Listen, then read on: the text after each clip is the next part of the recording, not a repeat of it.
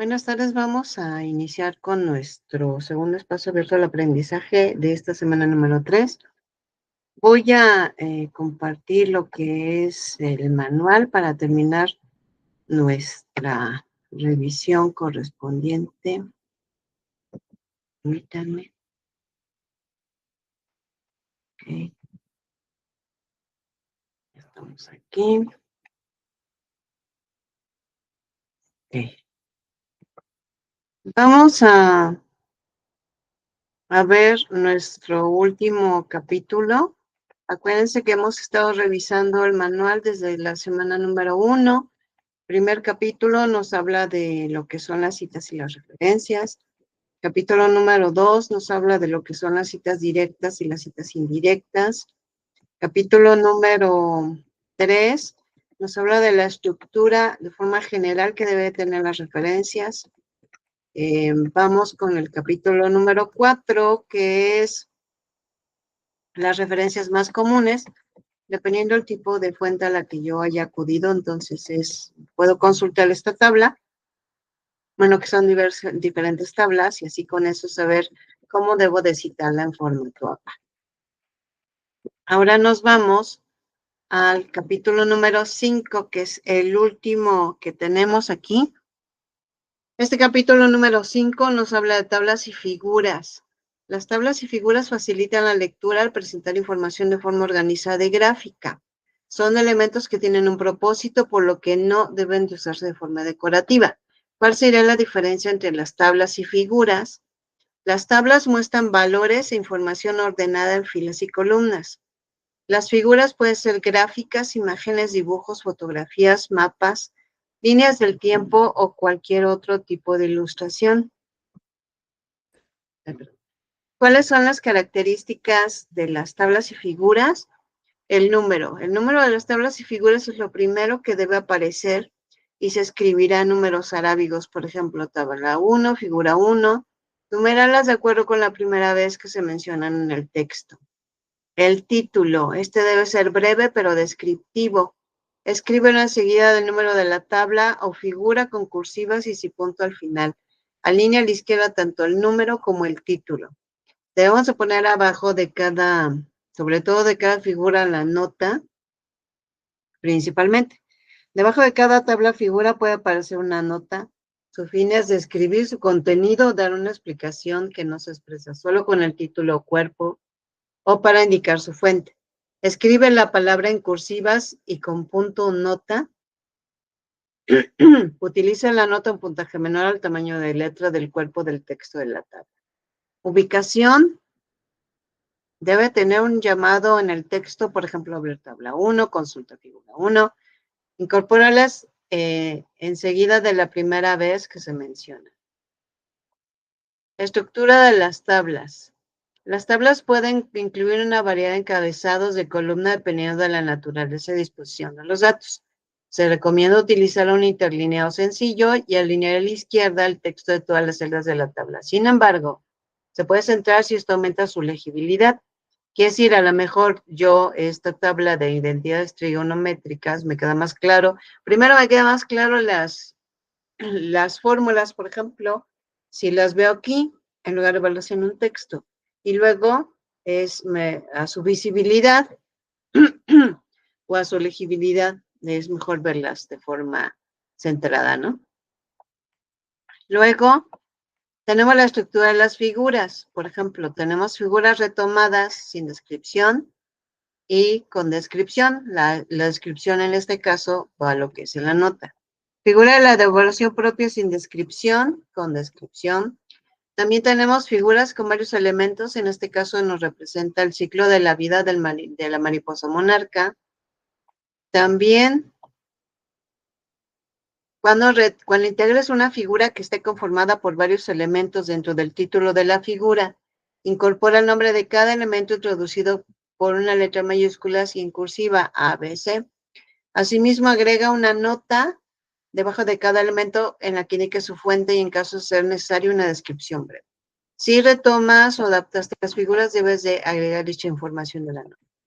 Y por último, los cuadros y obras de arte, tenemos la figura, el número de la figura Y como título vamos a poner el nombre original de la obra y en la nota vamos a colocar el nombre del autor, el año que se dio a conocer la obra y este año va entre paréntesis.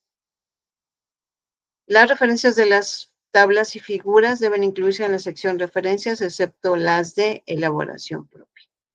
Y con esto teníamos la revisión completa del manual de citas y referencias de Prepa Línea C. Recordemos que es un material que debe ser consulta constante, así que guárdenlo en su computadora para que lo puedan estar revisando o imprímanlo si ustedes se acostumbran a trabajar de esta manera. Pero la situación es que debemos de trabajarlo cuando hacemos las citas y cuando, por ejemplo, hacemos las referencias. Y en este caso, por ejemplo, fueron las tablas y figuras. Muy bien, dejo de compartir este material. Me voy a compartir la presentación con la que vamos a trabajar el día de hoy. Nada más que se tiene que hacer un poquito más grande. Aquí está. Ahora sí la voy a hacer más grande. Ok. Recordamos que los días miércoles explicamos qué tenemos que hacer específicamente en las actividades de esta semana y los días viernes vamos a dar algunos tips. Aunque por el momento no tengo nadie en la sesión, si llegamos en algún punto de hacer algún ejercicio, vamos a dar el tiempo para que lo puedan hacer. Pues es importante que ahorita, si pueden ir por una libreta, una pluma, una hoja, una pluma, algo donde ustedes tengan que escribir en el momento en que se les solicite que ustedes tengan que estar escribiendo para poder hacer el actividad.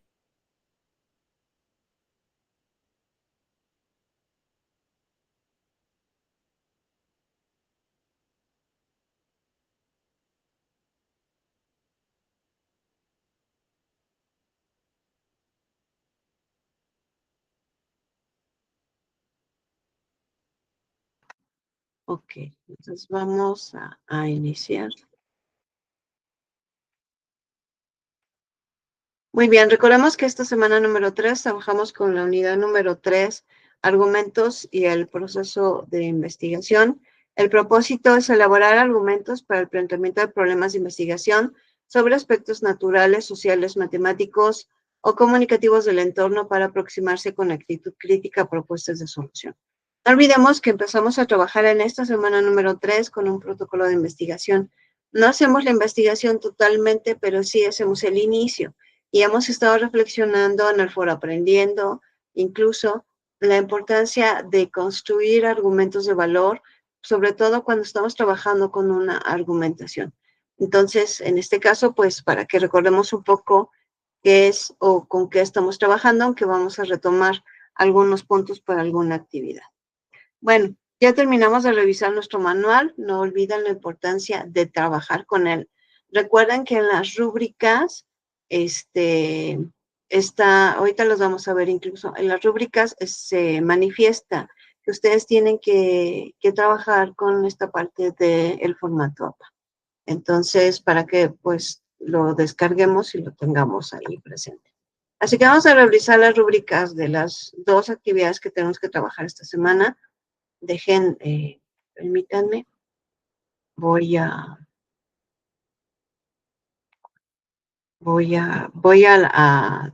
mostrar las actividades. Deme un segundito.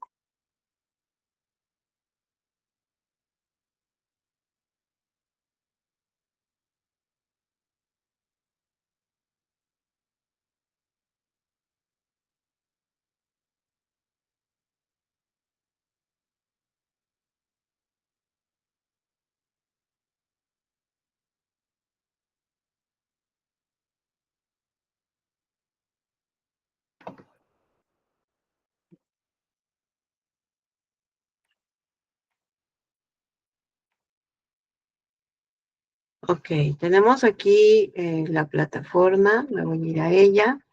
Recordemos que en esta semana número 3, trabajamos con la actividad integradora número 5, reconocer investigaciones, y con la actividad integradora número 6, iniciar una investigación. Así que me voy con la 5, reconocer investigaciones. Recuerden que tenemos aquí el propósito que necesito, que entregaré, cómo lo debo de realizar, y ya lo hemos explicado. ¿Y cómo se va a evaluar? Aquí tenemos la palabra rúbrica en color azul, quiere decir que cuando paso el cursor se vuelve una manita para que yo lo pueda descargar. Déjenme ver si se ve. Sí. Ok, perfecto. Aquí tenemos la rúbrica de la actividad integradora número 5. No olvidemos que la rúbrica nos muestra lo que se espera de nuestra actividad. Del lado izquierdo tenemos los criterios de desempeño, que es cognitivo, actitudinal, comunicativo y pensamiento crítico. Abajo viene otra tabla, que esta es una escala para evaluar el uso responsable de la información en los productos académicos. Así que ahorita vamos a ir. Vamos con la primera tabla. Los niveles que tenemos es nivel experto, capacitado, aceptable, aprendiz, requiere apoyo y no evaluable. Yo, como les digo, olvidemos de capacitado en adelante y vamos a revisar el nivel experto, y eso es lo que debe de cumplir con nuestra actividad. En la parte cognitiva, en el criterio de desempeño cognitivo, el nivel experto es, de acuerdo con los 3 artículos que se presentan en la tabla de la actividad, analiza e incluye los siguientes elementos cada uno. ¿Se acuerdan? Vamos a analizar 3 artículos, los podemos descargar y tenemos que contestar algunos puntos en las columnas que vienen dentro de la tabla, las disciplinas, los argumentos, el problema y el aporte la relevancia que está haciendo la investigación en nuestro entorno. Entonces, esos son los puntos que se están presentando. En la parte actitudinal se atiende al 100% a las indicaciones para elaborar la actividad. Es decir, que si nos falta algún punto, ya no estamos atendiendo al 100% este nivel, ¿no? Comunicativo, organiza la información de manera clara, coherente y precisa, atiende a las normas de comunicación en entornos virtuales de aprendizaje. Esto quiere decir las reglas de etiqueta, bueno, sí va una N al principio. No contiene errores de sintaxis, ortografía y puntuación. Pensamiento crítico identifica las características del conocimiento científico a través de diferentes posturas de las ciencias. Reconoce la importancia de la investigación para el desarrollo de su entorno. Reconoce a la investigación como una forma de comprender problemas y argumentar posturas. Reflexiona sobre las diferentes disciplinas desde las que se puede abordar una investigación. Y recordemos que, bueno, tenemos los puntajes en la parte de abajo. Aquí, si cumplimos con todos, son 100 puntos, el siguiente nivel son 90, el siguiente son 80, el siguiente 70, el siguiente son 60, y obviamente el no evaluable obviamente nos da 0 puntos. Ok, recordemos que todas las actividades tienen ahora esta segunda tabla, que es la escala para evaluar el uso responsable de la información en los productos académicos. ¿Cuáles son los indicadores que revisamos? Presenta contenido original y desarrollo de ideas propias. Contiene ideas sustentadas con fuentes confiables de información. Se encuentra libre de cualquier tipo de plagio. Incluye cuando se requiere citas y referencias de acuerdo con el manual vigente de Prepa Línea CEP, y aquí está lo que sería la ponderación. Recordemos, por favor, que ya, como lo estamos viendo aquí, ya nosotros ya tenemos que trabajar con el manual, porque si, por ejemplo, estamos mencionando algún dato de alguna fuente y no decimos los datos de la autoría y el año, estamos cayendo en plagio. Entonces, aquí tiene este rubro. Y también, también tenemos esta parte de las citas. Si yo nada más comparto lo que es el link, entonces no estoy dando la referencia completa. Entonces, es obviamente insuficiente esa información, nada más pusimos el link. Entonces, para que también tomemos en cuenta que esta revisión se está haciendo. Muy bien. Ahora nos vamos, dejo de compartir y me voy a la actividad integradora número 6. Está. Me voy a la número 6. Aquí está. Iniciar una investigación, acuérdense que esto lo explicamos el día miércoles, cada uno de los pasos que vamos a hacer en esta actividad fue lo que explicamos el día miércoles. Y en la parte de abajo viene la rúbrica, igual en color azul, para que lo podamos descargar. Déjenme ver si se ve. Sí se ve. Ok, entonces igual tenemos la primera rúbrica con los criterios de desempeño igual, cognitivo, actitudinal, comunicativo y pensamiento crítico y nuestra segunda tabla. Los niveles son experto, capacitado, aceptable, aprendiz, requiere apoyo y no evaluable. Entonces vamos con el nivel de experto, los demás ni los vamos a leer porque debemos cumplir con el experto. En el criterio de desempeño cognitivo, el nivel de experto selecciona un tema de investigación y hace el planteamiento del problema. Realiza una justificación de mínimo 6 líneas sobre la importancia de realizar una investigación del tema que eligió. Realiza una argumentación sobre la postura que tiene ante el problema planteado. Investiga en Internet 3 disciplinas desde las que se ha abordado el problema elegido y las describe cada una en 4 o 5 líneas. Formula 2 objetivos y una hipótesis respecto al problema de investigación. En el criterio actitudinal, atienda al 100% a las indicaciones para elaborar la actividad. En el criterio de comunicativo, organiza la información de manera clara, coherente y precisa. Atienda a las normas de comunicación en entornos virtuales de aprendizaje. Y el producto integrado no contiene errores en sintaxis, ortografía, puntuación. El pensamiento crítico realiza adecuadamente la búsqueda de información confiable, desarrolla los elementos de una investigación de forma organizada y fundamentada, propone una hipótesis a partir del problema de investigación y analiza alternativas para abordar los problemas de investigación. Y tenemos aquí los puntajes. Igual van de 100 puntos, 90, 80, 70, 60 y 0 puntos. Entonces, por favor, revisemos, como decíamos, el nivel experto para que cumplamos con todos los puntos. Igual tenemos nuestra tabla. Esta tabla es acerca de la escala para evaluar el uso responsable de la información en los productos académicos. Igual tenemos nuestros indicadores de revisión, presenta contenido original y desarrolla ideas propias. Contiene ideas sustentadas con fuentes confiables de información, se encuentra libre de cualquier tipo de plagio, incluye, cuando se requiere, citas y referencias de acuerdo con el manual vigente de Prepa Línea C. Entonces, recordemos que específicamente esta tabla, es donde debemos de trabajar con el manual, entonces para que lo tomemos en cuenta y lo tengamos lo que es muy preciso. Muy bien, dejo de compartir esta página y voy a compartir la presentación, permítanme.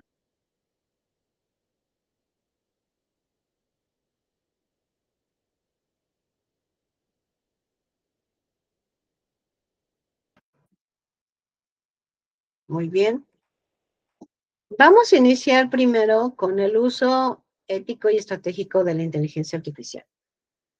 ¿Por qué? Porque tenemos que hacer muchas investigaciones en el módulo y nos hemos dado cuenta que han trabajado mucho con el ChatGPT, entonces con la inteligencia artificial, así que vamos a reflexionar un poco en este punto y al final pues vamos a hacer una pequeña actividad.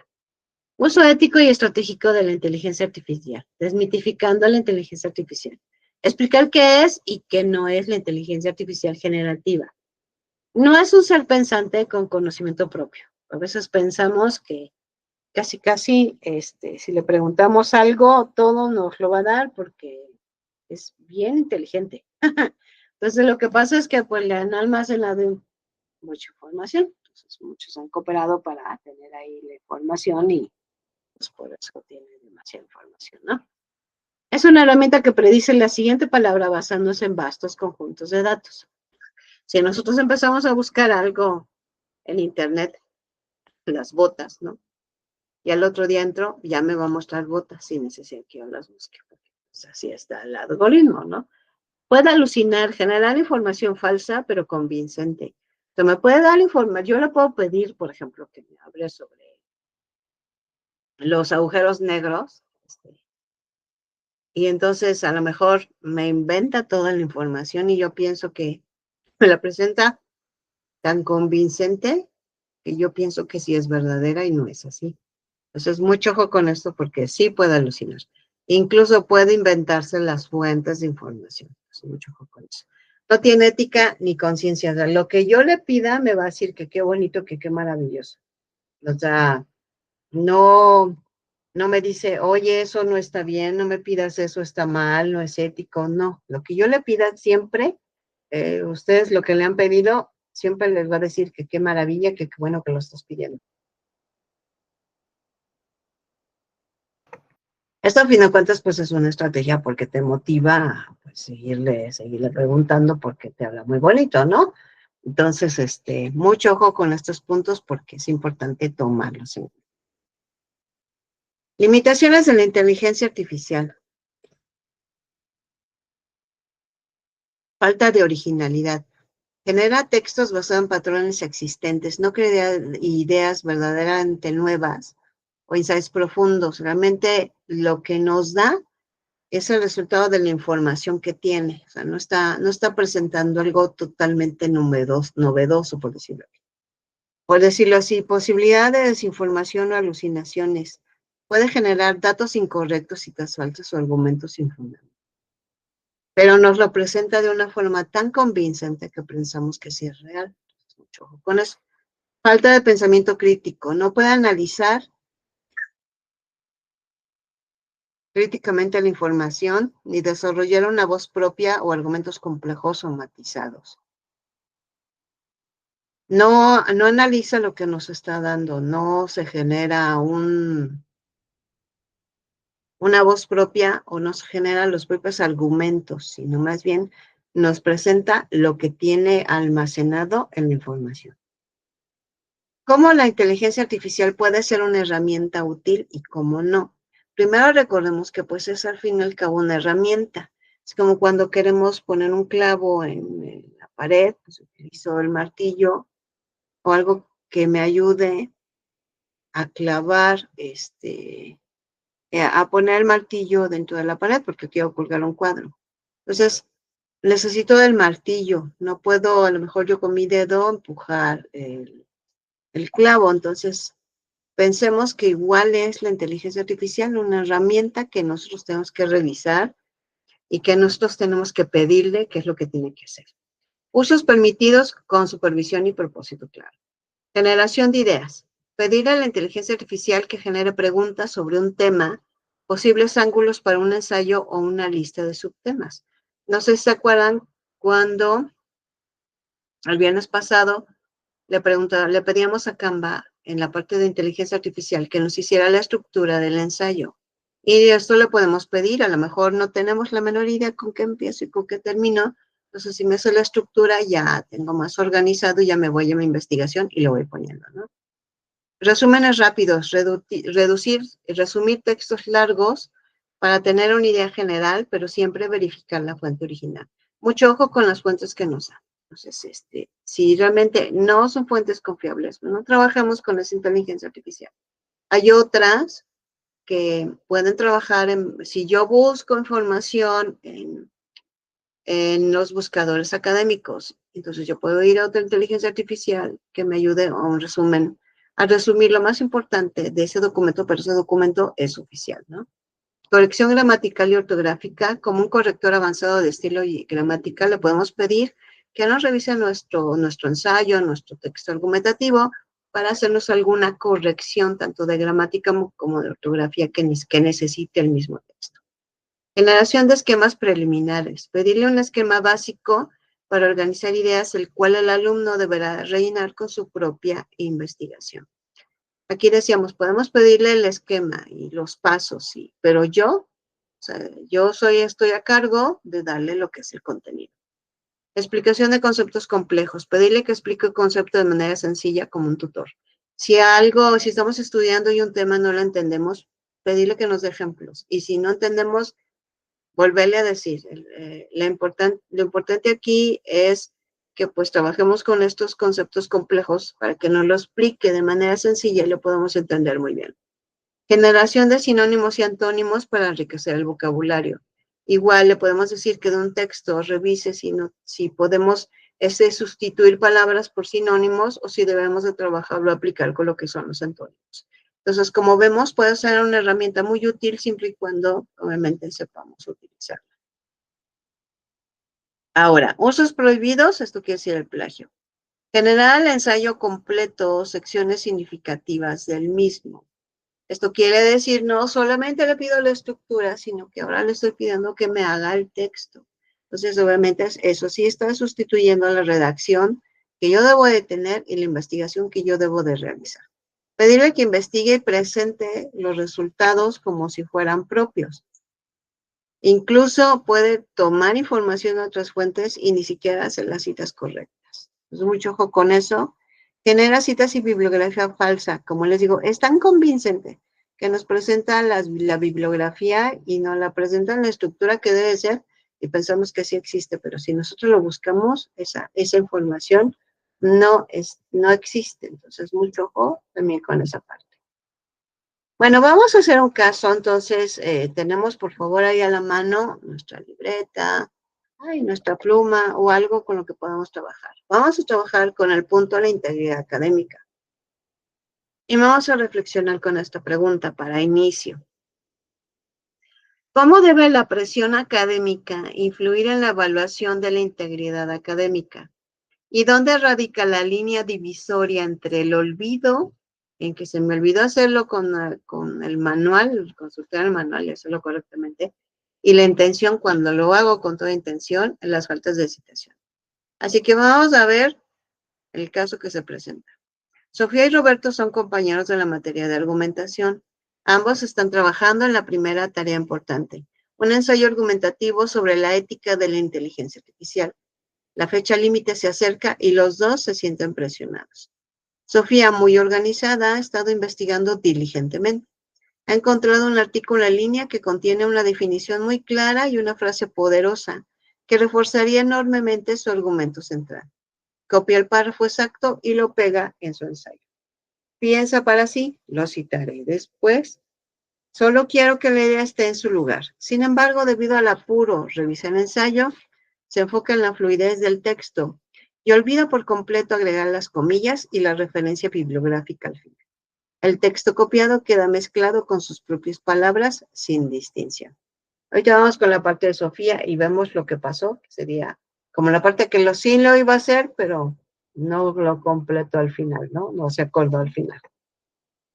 Ahora vamos con el caso de Roberto. Roberto, por su parte, también está terminando su ensayo. Le ha costado encontrar ideas originales, así que decide buscar ensayos sobre inteligencia artificial en un repositorio de trabajos estudiantiles. Encuentra un ensayo bien escrito con una estructura sólida. Piensa, no lo voy a copiar todo, solo usaré la estructura y cambiaré algunas oraciones clave. Nadie se dará cuenta por una tarea. Nadie se dará cuenta, es solo una tarea. Roberto parafrasea un par de párrafos, manteniendo la misma secuencia de ideas y los mismos ejemplos del ensayo original, pero sin usar comillas ni citar la fuente, ya que la idea es que parezca completamente suyo. Entonces ya vemos aquí la intención con la que sí se hizo este texto. Bueno, vamos con lo siguiente. La maestra de argumentación utiliza una herramienta antiplagio al recibir los trabajos. Al analizar el ensayo de Sofía, la herramienta marca el párrafo exacto que ella olvidó citar, arrojando una coincidencia del 10% con la fuente original. Al analizar el de Roberto, la herramienta no detecta la coincidencia directa de palabras, pero la secuencia de ideas, la similitud de argumentos específicos y la estructura global levanta una bandera roja por posible plagio conceptual o estructural. Ambos estudiantes enfrentan ahora una posible sanción por faltas a la integridad académica. Considerando las acciones de Sofía y Roberto y sus respectivas intenciones, vamos a dar respuesta a estas dos preguntas. Entonces, estas son las que vamos a tener que responder en nuestra hojita. Pregunta número 1. ¿Existe una diferencia ética o de gravedad en las faltas cometidas por Sofía? Olvido de citar una fuente directa. Y Roberto, uso intencional de la estructura e ideas de otro trabajo sin citar, disfrazado de paráfrasis. Esa es la primera pregunta. La segunda. ¿Cómo debería la maestra, basándose en los principios de la argumentación y la integridad académica, proceder en cada caso y por qué?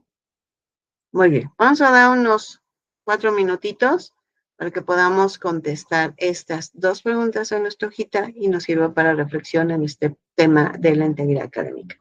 Entonces, trabajamos en ese punto, por favor. Gracias.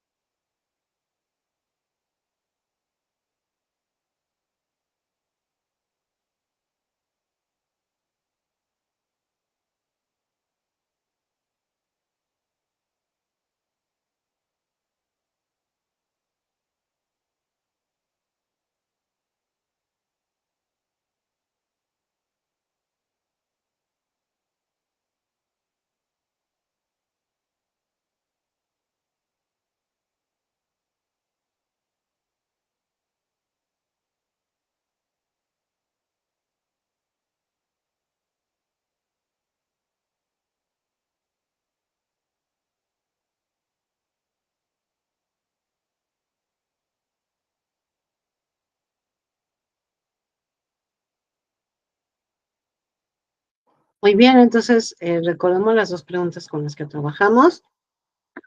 ¿Existe una diferencia ética o de gravedad en las faltas cometidas por Sofía? Olvido de citar una fuente directa y Roberto, uso intencional de la estructura e ideas de otro trabajo sin citar, disfrazado de paráfrasis. ¿Cómo debería la maestra, basándose en los principios de la argumentación y la integridad académica, proceder con cada caso y por qué?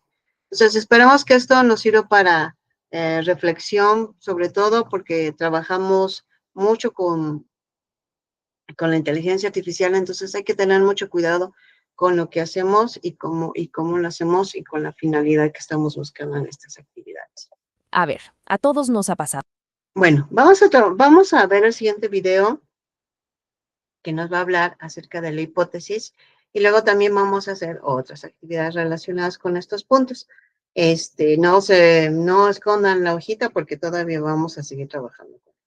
Entonces, vemos y escuchamos el siguiente video, por favor. A ver, a todos nos ha pasado. De repente tenemos una gran idea, una de esas chispas de curiosidad sobre el mundo.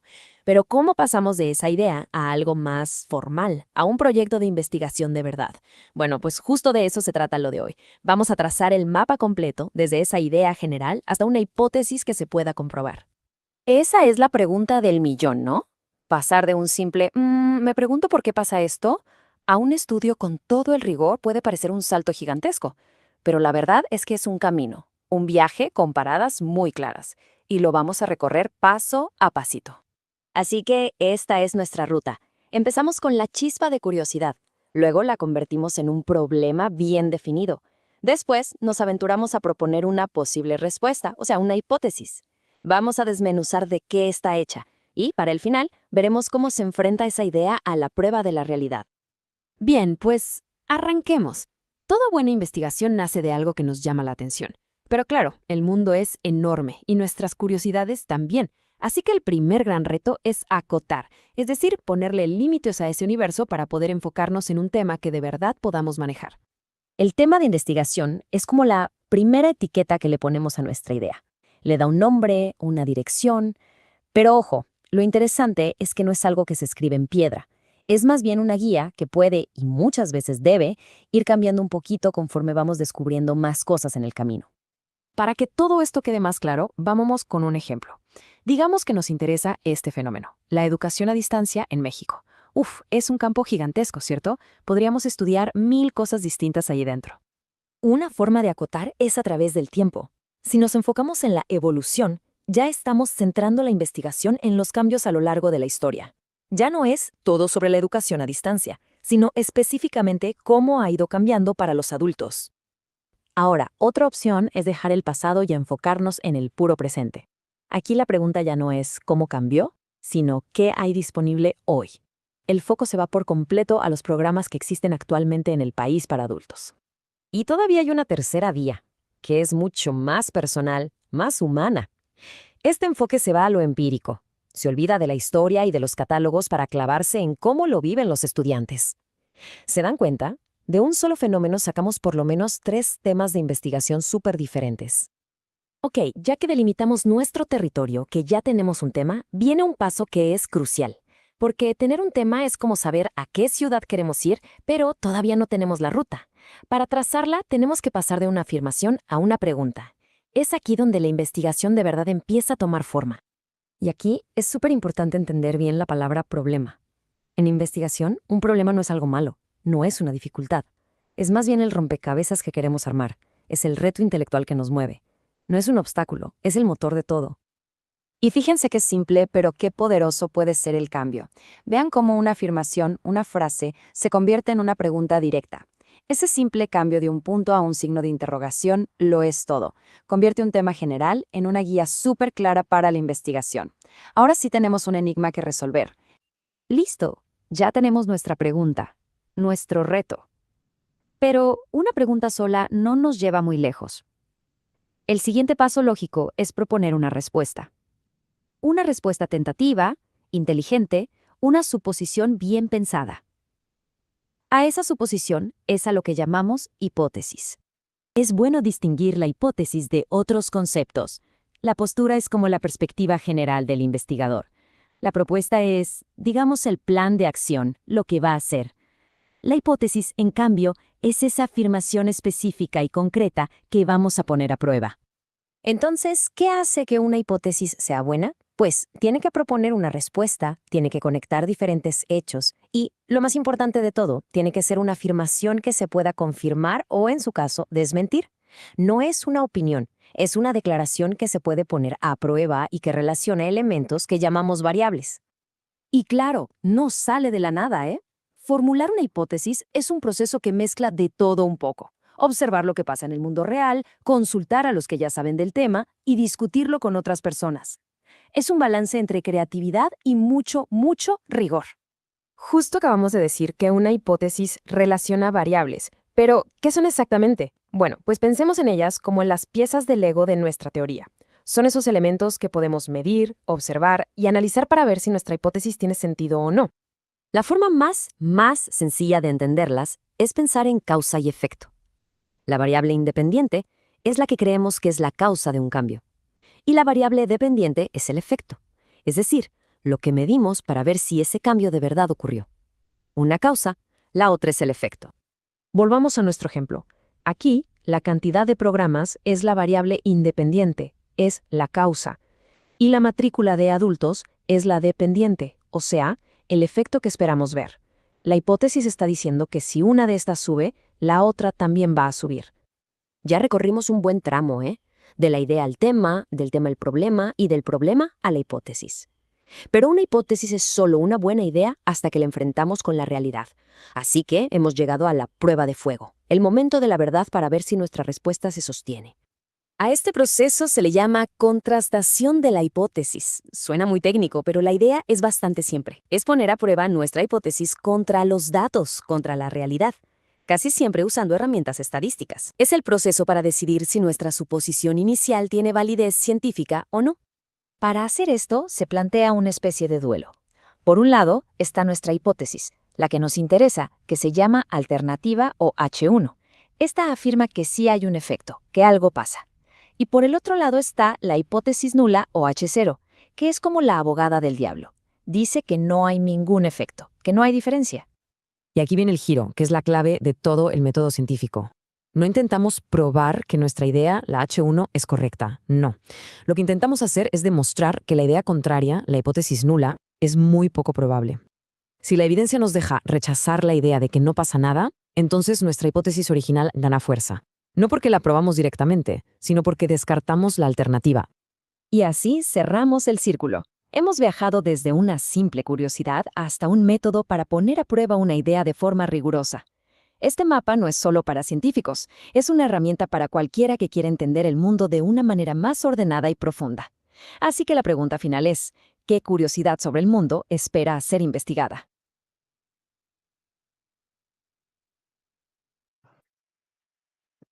Muy bien, y con esto pues repasamos un poco lo que vimos también el día miércoles cuando estuvimos hablando desde el tema, desde el plantear el problema de investigación, los objetivos y terminar con la hipótesis, que es lo que acabamos de ver hace un momento.